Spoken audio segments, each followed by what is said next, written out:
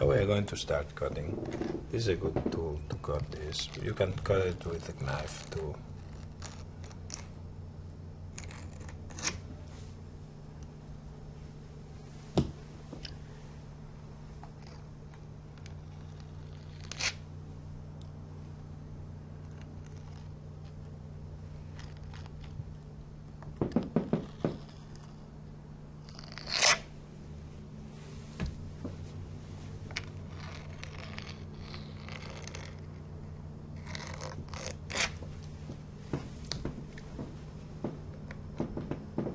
You can see that later we have to add some kind of material in some places to get the right thickness, and also there is some places that they are too thick already.